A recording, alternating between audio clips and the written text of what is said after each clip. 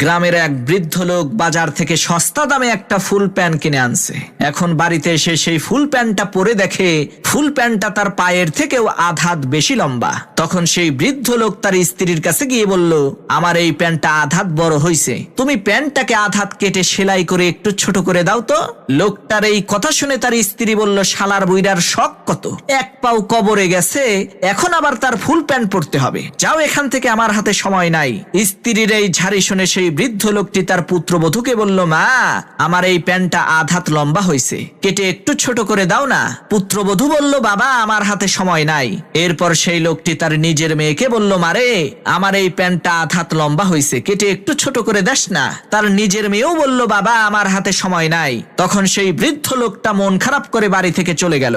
তখন সেই বৃদ্ধ লোকটার স্ত্রী চিন্তা করলো, আহারে, আমার স্বামী বুড়া মানুষ, কয়দিনই আর বাঁচবে, একটা প্যান্টই তো পরতে চাইছে, দেই একটু সেলাই করে প্যান্টটাকে ঠিক করে দেই। এই চিন্তা করে সেই বৃদ্ধ লোকের স্ত্রী ফুল প্যান্টটাকে আধ হাত কেটে ছোট করে জায়গা মতো রেখে দিছে। এদিকে বৃদ্ধ লোকটার পুত্রবধূ আবার চিন্তা করলো, আহারে, আমার শ্বশুর ছোট একটা কাজ দিছে, না করলে খারাপ দেখা যায়, দেই প্যান্টটাকে কেটে একটু ছোট করে দেই। পুত্রবধূ ও প্যান্টটা নিয়ে আধ হাত কেটে সেলাই করে জায়গা মতো রেখে দিছে। অন্যদিকে সেই বৃদ্ধ লোকটার নিজের মেয়ে, সেও চিন্তা করলো, আমার আব্বা প্যান্টটা কাটতে কইলো, কাটলাম না, এটা কি ঠিক করলাম, যাই প্যান্টটা কেটে একটু ছোট করে দেই। এইভাবে তিনজন মহিলা মানুষ মিলে ওই ফুল প্যান্টটাকে নির্যাতন করে 1.5 হাত ছোট করে ফেলছে।